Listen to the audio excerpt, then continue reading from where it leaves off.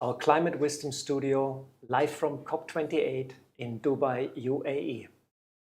We bring together experts from science, politics, and spirituality to explore new solutions to deal with the unfolding climate disaster. Myself, I'm Golo Pilz, and I'm the advisor on renewable energy to the Brahma Kumaris, and I will be today's moderator. The third day of COP is ending, and after giving their speeches, the exhibition, and seeing the exhibitions, the head of states are leaving. It's now all up to the delegations to deal with the details, the formulations, the commas, and the little tricky points. In order to stay below 1.5 degrees, countries have to increase their CO2 reduction. We just have apparently 6 years before our carbon budget is being used up. So not much time, and the negotiators are under immense pressure from their own consciousness to come to a solution.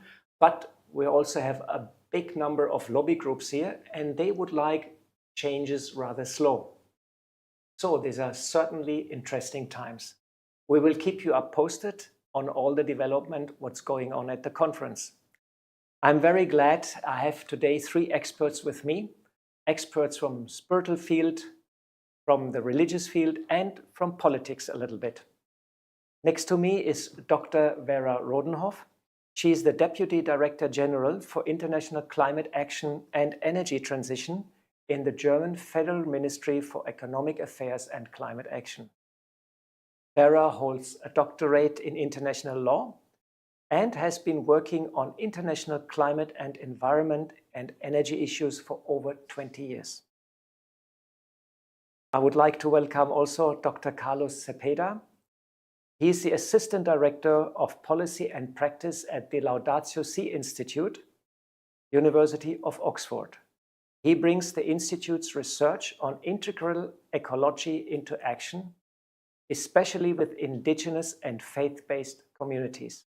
He deals with the challenges of applying ethics, values, spiritual and faith-based ecological principles across politics and practice. Carlos is also the chair of Faith for Earth Steering Committee at the United Nations Environment Programme. And last not least, Sister Jayanti Kriplani. She is the additional administrative head of the Brahma Kumaris, a spiritual movement with headquarters in Rajasthan in India and more than 6,000 meditation centers in India and about 800 abroad.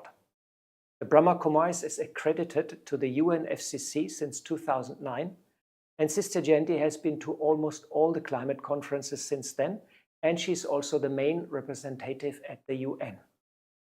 So without further ado, let us now engage in a meaningful discussion.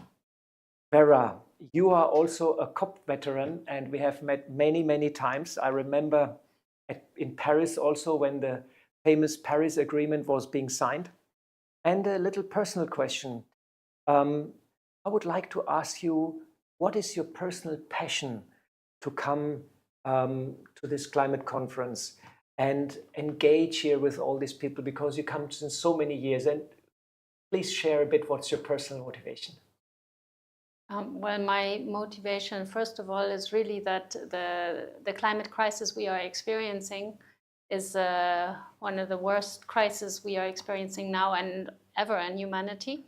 And so if we do not manage to keep temperatures well below 2 degrees, or I mean, basically below 1.5 degrees, then it will be very difficult and not fun and just very difficult for us to live on this planet.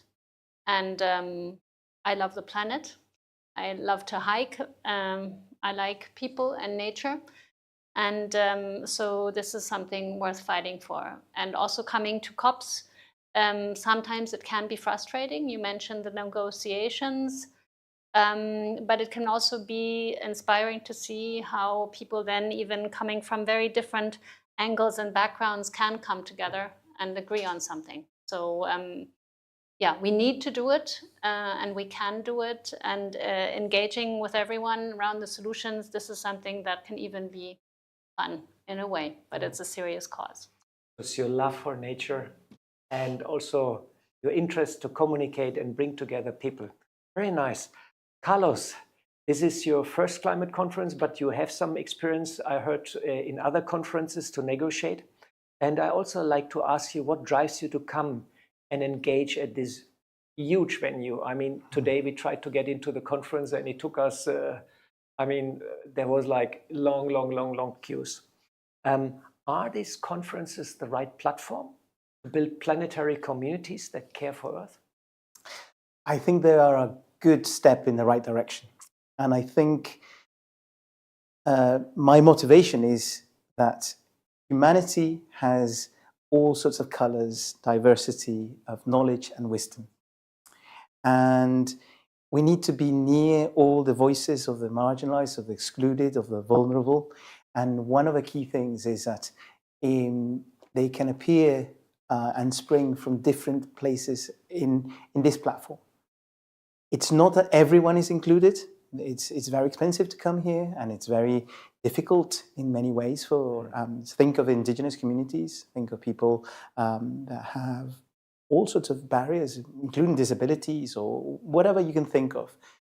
But it is a good step in the right direction because there's a lot of incredible human beings come to this space with the ideas that are very transformative and can exchange them and think of a cross-pollination process. And I think that's very important because what we need is more knowledge and wisdom that really cross-pollinates across society. And I think that's what drives me, because where else will you have, 75,000 people at the same time talking about not just climate, but all the interconnected issues, the social and the ecological. And I think if we're ever going to do something, it needs to be integral of all that knowledge and wisdom. Very nice motivation. Everybody comes from everywhere together here at this place, and we discuss how to heal the planet. Sister Genti, 2 days ago, the conference agreed on loss and damage funding. It was a bit of a breakthrough, at least in the press it was told, and the German government was also involved. Many details have to be worked out, but it's already clear that it's not enough money and it comes a bit late. And the big elephant in the room is also how to reduce the emissions, because no money in the world can pay for the damage. How much money you can pay if the climate crisis really unfolds much further. Historically, the developed nations are somehow responsible for the emissions, and for the majority of the emissions at least. And so this is also a big question of climate justice, of justice with the indigenous communities, with the communities in Asia, developed world, but it's also historical question because all this started long time ago. So how to heal this injustice? What has to be done from a spiritual perspective? Well, before I get into that, and it's a very serious question, I just want to acknowledge that we are sitting here in the UAE, and today happens to be the National Day for UAE. And so I just want to thank our hosts for including climate change within their celebrations also. But the whole subject of injustice, it's a global subject. It's not just climate change, and it's not just in one part of the world. Truly, it's a world in which there's huge inequality. And I'm thinking about gender, I'm thinking about finance, about racism, all of these things. And I sincerely believe that only when we realize that it's actually a spiritual problem, it's a problem that's come about because we've forgotten about spirituality, we've set it aside and said, well, we can't see it, so it doesn't matter. But in fact, the things that you can't see are sometimes more important than the things that you can see with your physical eyes.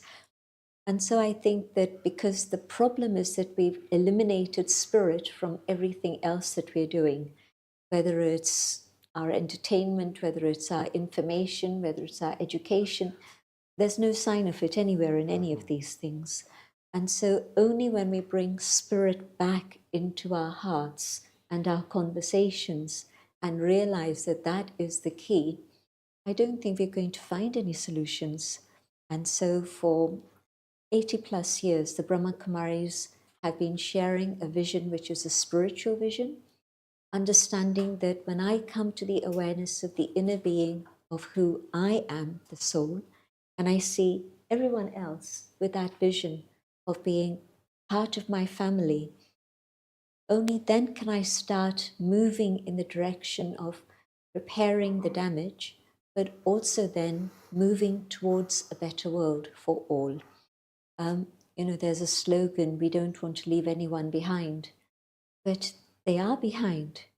Only 10% of the world is in front, 90% of the world has already been left behind. So it seems like there's a blindness about what's going on. I remember in one particular COP some years ago, a Japanese scientist was speaking on behalf of the scientific community. They usually have one speaker who addresses certain issues. And he said, I don't know what to tell you. He was speaking to the governments at the opening plenary. And he said, I don't know what to tell you anymore. You've heard everything and you all ignore everything. So that's one part of the story. But again, I feel that when we tell people about spirituality, again, they think, well, it's a luxury. When I'm 60 years old, 70 years old, I'll come to that.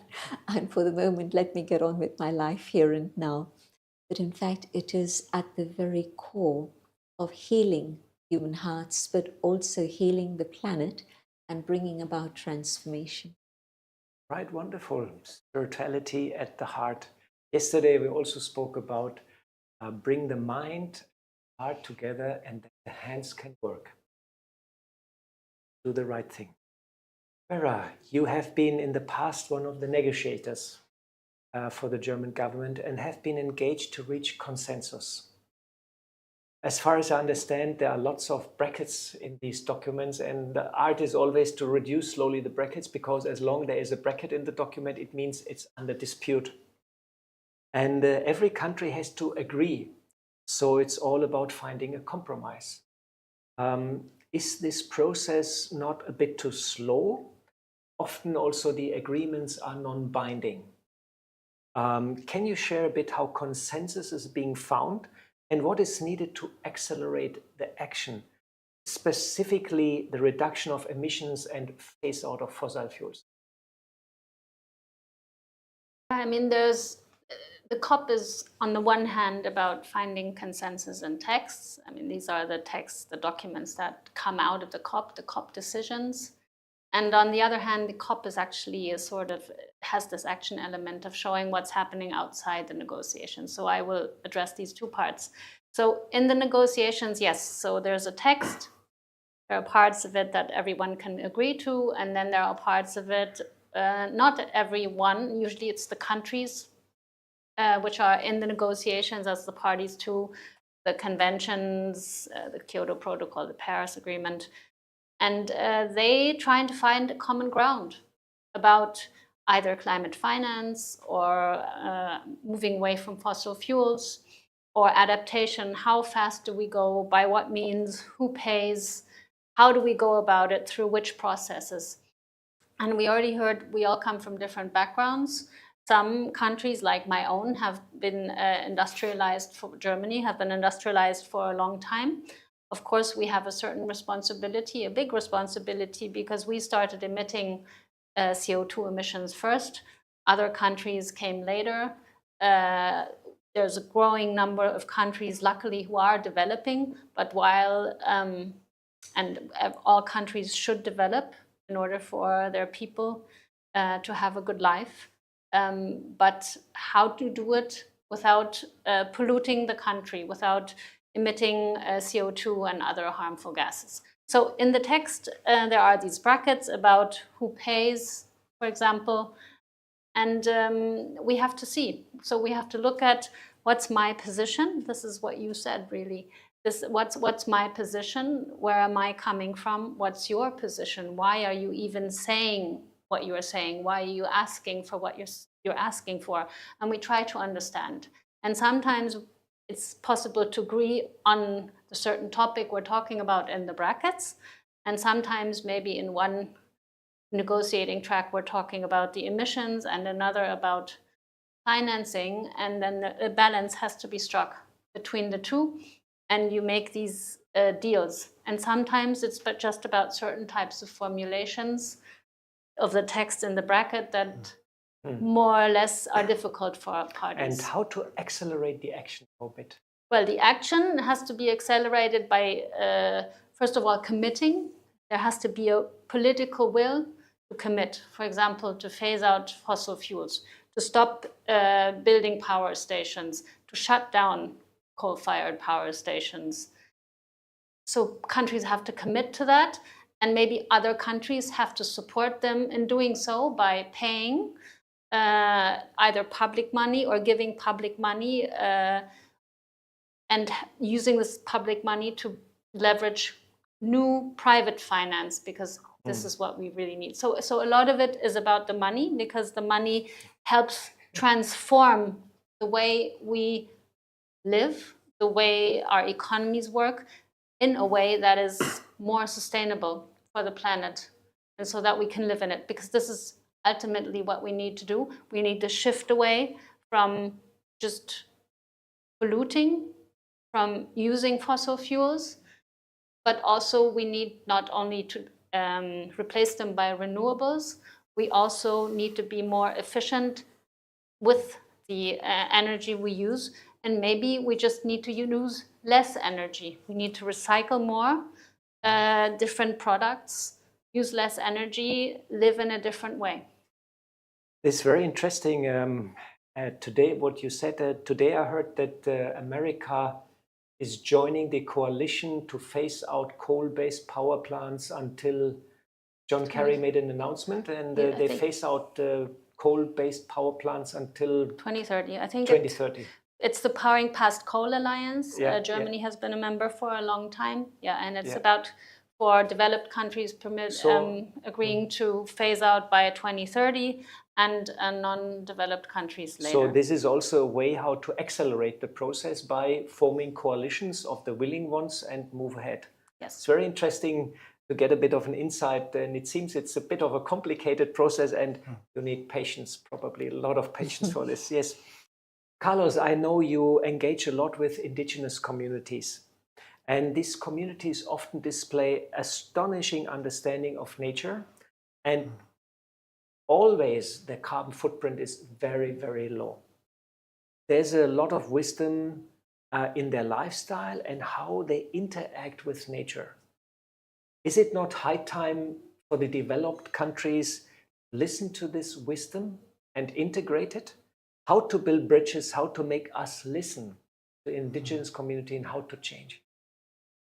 Absolutely, and I couldn't agree more. I think one of the key themes when you think about an integral ecology is that you need to listen deeply to the cry of the poor, of the most marginalized, of the vulnerable, but also the cry of the earth.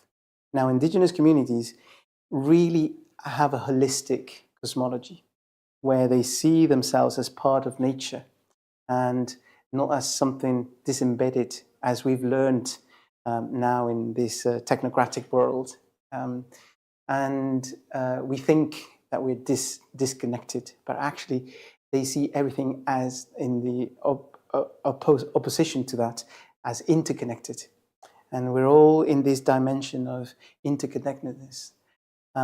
Also, when you see, for instance, natural resources, the concept that policymakers do use a lot, fortunately, but that it is the way the indigenous communities do come from a different perspective.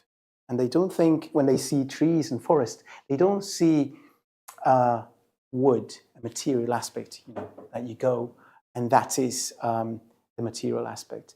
They see life, and they see that it's got many dimensions, and that you are part of that, and it's sacred. And that leads you to a different way of defining what is important and the values that are behind. So when you think about your relationship with nature and the spirituality that is embedded in it, you think not in natural resources, governance. You don't govern nature, but you're part of it, and you actually are called to be a guardian of life, of all life. So how to listen, how to bridge the gap So between here? if you start doing this listening deeply, is you need to do going back to the territories and being local, in speaking their own or listening in their own language, and taking the learning in transdisciplinary dialogues, we call it. Basically, what it means is that wherever you are, and you could be even in a place like in ourselves, we are embedded in the University of Oxford, you can localize yourself by connecting with the communities around. There's Zoom, there's different ways of connecting, but the secret is, what you need is to facilitate and lift all the barriers to connect with the local communities and listen to them. And that, if you can do that and have translators, for instance, you can have a different way of interacting, inviting them to a table. A very interesting approach. I like very much their worldview that they say everything is integrated.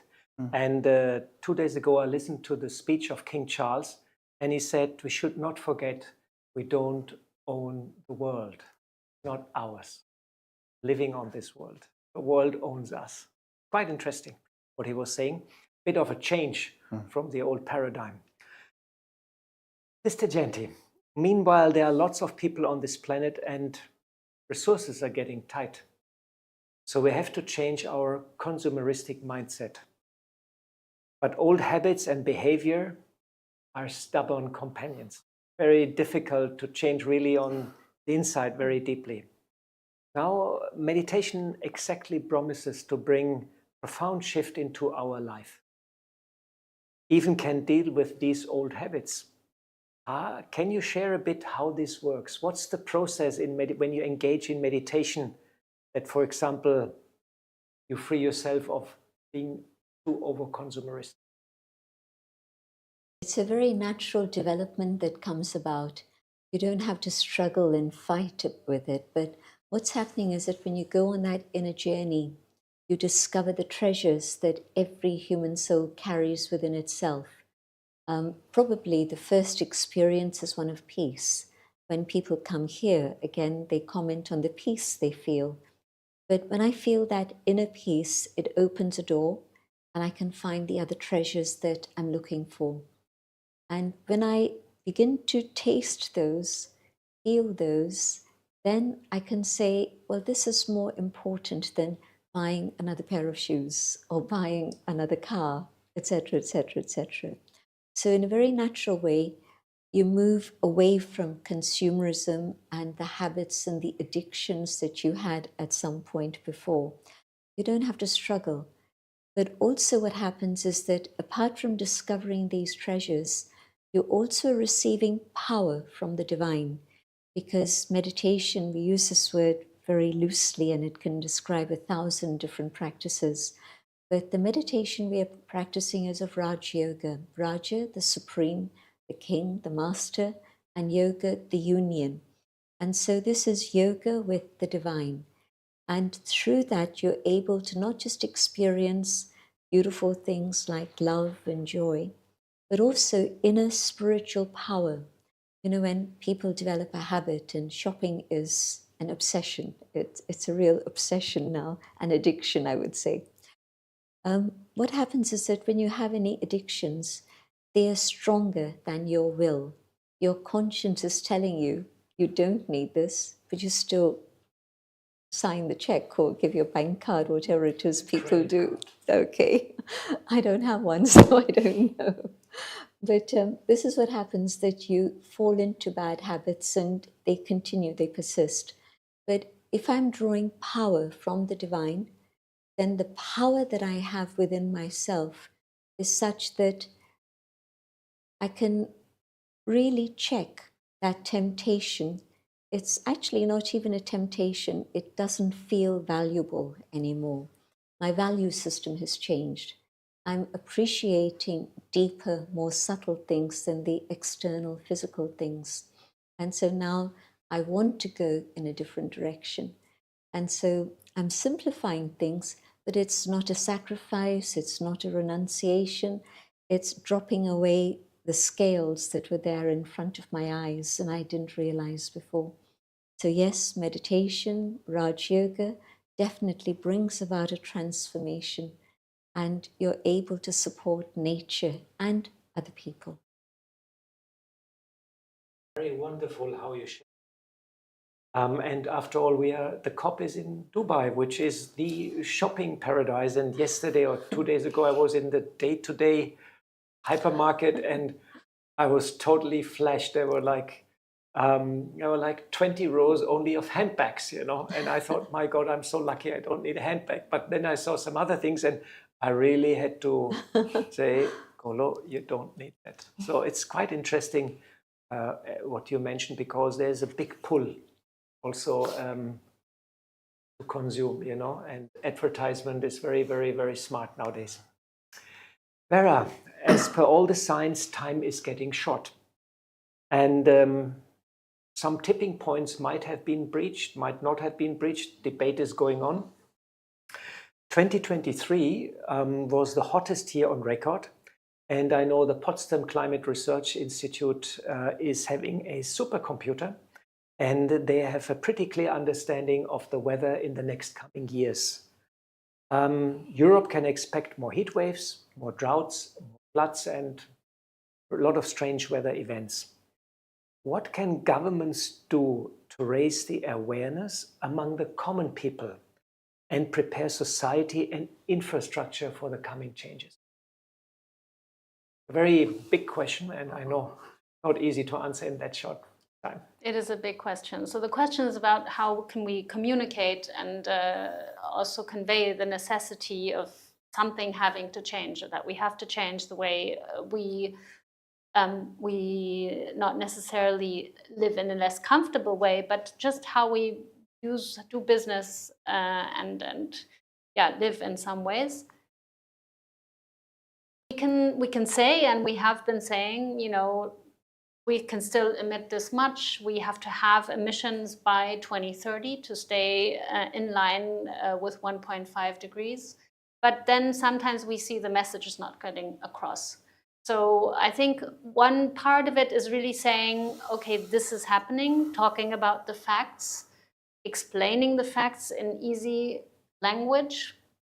But I think that humans sometimes have this way that we don't want to see what's coming. And certainly if it's not happening tomorrow, if the weather is not really hot tomorrow, but it gets colder again, in Germany right now there is snow, then we just say, okay, it's not that bad. I think this is maybe a natural thing.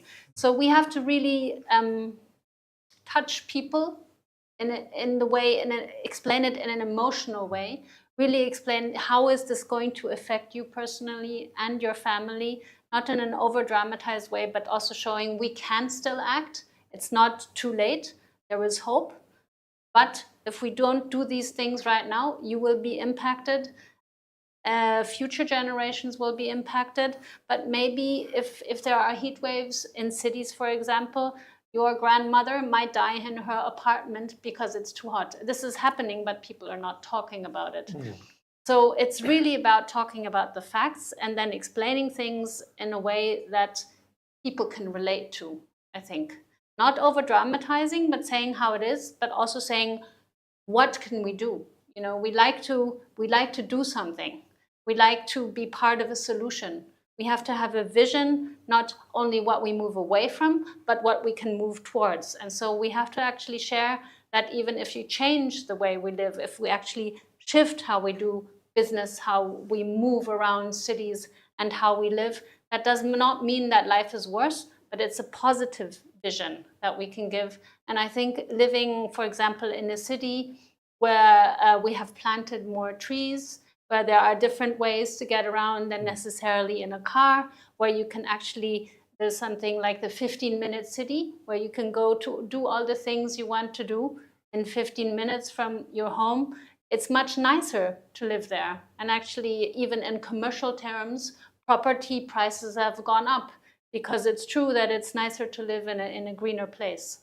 And the air will be cooler. There's usually like two degrees difference and more, and people like to just be there more because of nature. We are attracted to calmness and nature and coolness. I know the many cities in Germany, at least, they're preparing for hotter summers, planting more trees. And I think there's also now the weather service gives some warning if there's some strong rain in the pipeline. So infrastructure is being beefed up for the changes which are going to come. So it's about infrastructure. It's about maybe planting different plants that are resilient, but are also taste nice, or we can use and manage in different ways. I think the message has to be, it is a very serious situation, but we can still do something, and doing something will not mean that life is worse, will actually mean that life is better. Just might be a little bit different. And I feel Germany is one of the countries which is quite well informed about the climate crisis. Thanks for sharing that. Carlos, we do live in fast changing times, and the common people also look for guidance and help.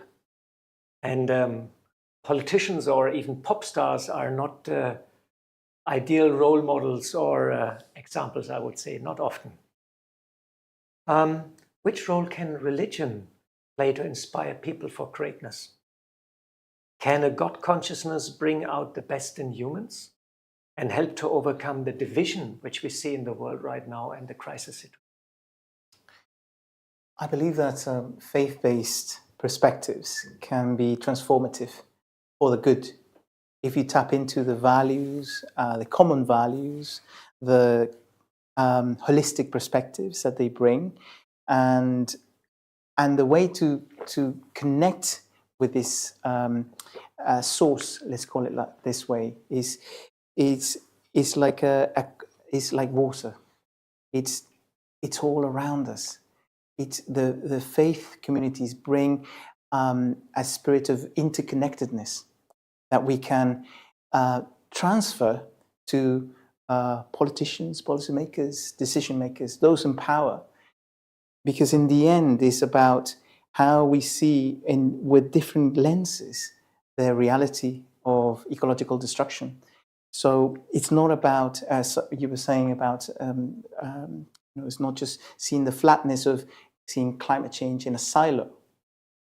It's actually how everything is connected, how it is social and ecological, and faith perspectives and indigenous spiritualities bring this idea of Mother Earth. If you could zoom out of planet Earth and you just see us as a blue dot, you just see how integral it is. Everything is connected. When you just zoom out of planet Earth and you just see it as a dot. Now, methodologies, the faith-based perspectives, can be integral. That's why the word integral ecology.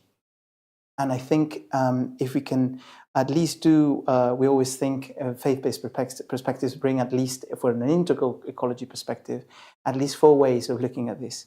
One is that they can show the way of how to listen and respond to the cry of the poor, of the most vulnerable, show and how to listen and care for the common earth, the common goods, and also how to see that everything is interconnected, be transdisciplinary, bring those values into the table. And lastly, that we can convert ecologically, that we can convert from within and also the system. It's very interesting. Religions can help. Religions can bring moral and ethical standards back. And I think 70 or 80% of the world population, they believe in one or the other religion or belief system. So it's a big power which is actually there. And I know in the interfaith dialogue, which is also going on in the COP, we're trying since many, many years to unlock that voice and make it more heard. So there's a big, powerful community there. And let us hope that this voice will be heard also in the future. Sister Genti, maybe the most powerful force in the universe is divine love. It is said love can heal, love can change, and love can create even wonders. It seems the world now needs some extra strong wonder. And can you give an inspiration what is needed in order to experience and share this divine love? It's very interesting that you say that, what is needed, and what has happened over history is that whenever there's a need for something, there's a response that comes.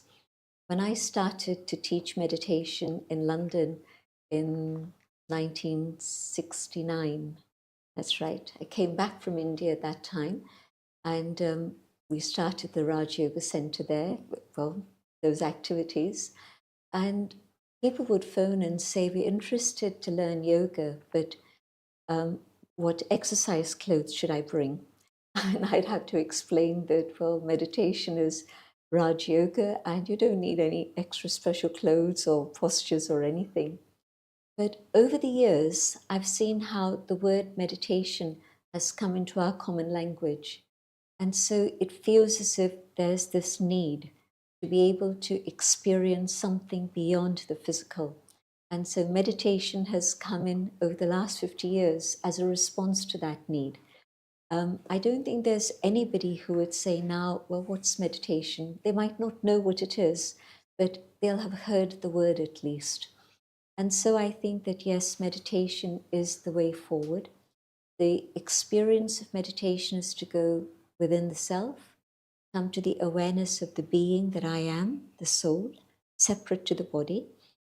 And in that awareness, I can be more open to receiving the vibrations of the divine. On a human level, when I just consider myself as this physical form, my contact is with other human beings, and my pleasures are all from here, there's nothing else. When I come to the awareness of spirit, of soul, then I'm open to the vibrations of the divine, and I'm able to feel the love, the power that the divine can give me. And so I believe that just as there's been a huge shift, even in the 70s, it used to be the periphery. People called them the hippies at that time. And so it used to be people in the periphery who were interested in meditation. Today, meditation's being taught in medical schools in the USA because they're talking about the mind and how to be able to develop the mind, how to stabilize the mind. So meditation really has come into the foreground. And I believe that if people actually want to experience that love, which is eternal love, which is non-judgmental love, unconditional love, it can be experienced by anyone through that contact with the divine. That's a wonderful explanation. So it's all about being aware that you're a soul and not the body, and connect to the divine. And meditation has become mainstream. How nice. Well, we're slowly coming to our last round of questions, and they will be very short. Vera, please share in one word, what is your good wish for success for this COP? Pack it all in one word. In one word. That's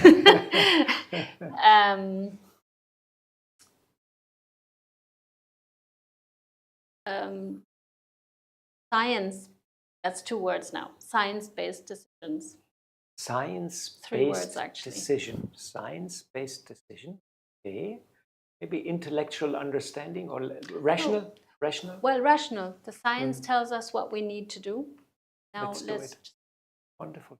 Mr. Genti, what is your good wish for the COP? Empathy. I think there's a big disconnect amongst people, and if there can be some empathy, you spoke about the emotional response of people. I think empathy is needed. Empathy, yeah. To feel the whole world, all the people, what they're feeling, and bring it on the table and act accordingly. Carlos, what is your good wish for the COP? I think it's justice. Justice. And it's a good wish. Is about making love in action as a transformative affair, not just in the values space, but actually making it something that can change people and change structures. Wonderful. Justice, empathy. This is our good wish today for the COP. So this brings us slowly to the end, and it's all about experience of the heart, that we bring intellect, heart, and hand together. And I would like to ask Sister Genti to guide us 2-3 minutes in a meditation and let us experience in our heart all what has been spoken today, and send it to the COP to make them experience it and bring some change. Sister Genti. Thank you. I'll share my own thoughts as I reflect, and I'll invite you all to follow these ideas. Just let your mind follow these thoughts. Reflecting on the things I've been hearing about, listening, communicating, love. These words begin to make sense the more I think about them. As I reflect deeply, I find the speed of my thoughts slowing down, and the space between the thoughts is a time for experience. Experiencing spirituality, aware of the inner being that I am, and in this awareness, rising beyond the limitations of the physical form and even the physical world, and opening myself to the vibrations of the divine.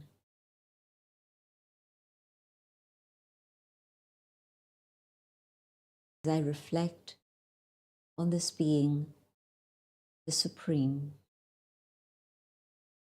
being of light,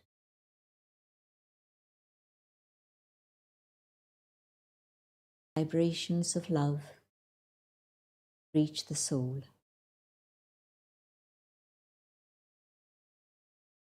And as I absorb these vibrations within myself, I can feel the trauma of the past being healed.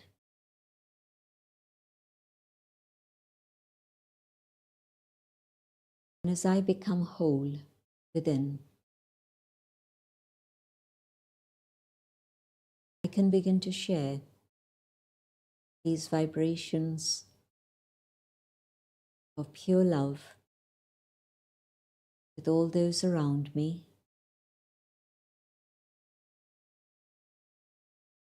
from the source of love. Love reaches the soul and reaches out beyond. And the love awakens the understanding of one family.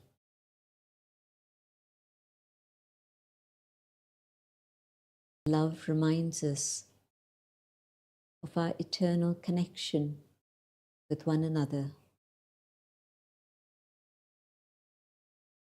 and the power of love reaches out to all forms of life,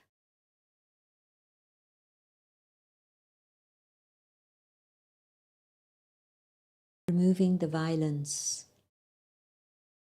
that we have been inflicting.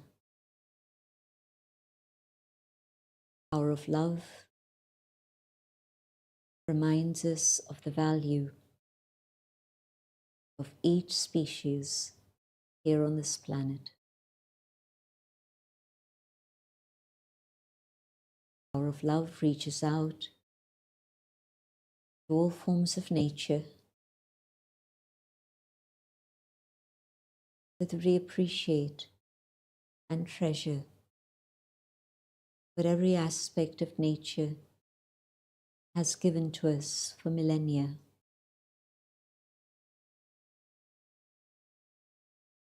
And the love turns to gratitude.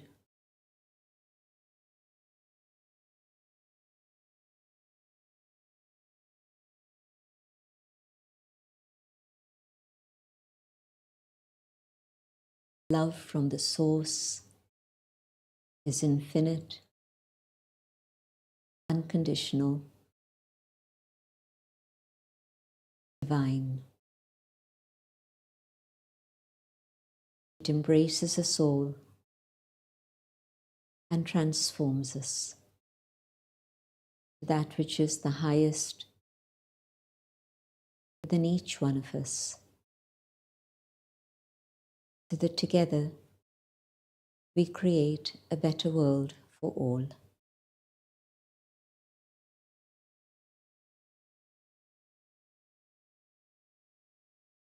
Om Shanti.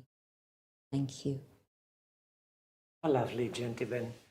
I somehow felt you packed our whole conversation in this meditation, and feel we should meditate more often. We meditate anyhow already quite often, but we should meditate more often and send love and cooperation and good wishes to the climate conference. Because quite often it's a stressful atmosphere, and all the negotiators, they really should calm down, experience God's love and compassion. I think compromise and consensus would be found much more easy. This brings us to the end of our conversation. Time is ticking. And I would like to thank to all our speakers, Vera, Carlos, Sister Genti. You did a fantastic job and brought a lot of insight, a lot of sharing, and a lot of caring, as per our motto of our studio here. And thanks very much for coming. It's not easy to commute, you know, and the distances are long in Dubai. And I'd like to mention our patrons, the Brahma Kumaris Kalptaru Tree Plantation Project, the Brahma Kumaris Environment Initiative, Yogis for Future, Radio Madhuban, and India Care Trust.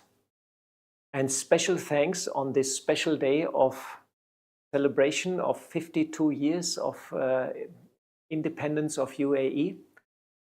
Special thanks to the Raja Yoga Center here in Dubai. They're hosting us, they're looking after us, and there are many hands behind the camera to make this studio possible, and a lot of preparation have been done in the past so that all works out nicely and smoothly. And please join us tomorrow for another session of our studio Care, Share and Inspire. Please go to our webpage www.echo.brahmakumaris.org. You will find the programs, you will find all the details. And last not least, thanks to our global audience for staying all the time with us. And goodbye and good night from Dubai.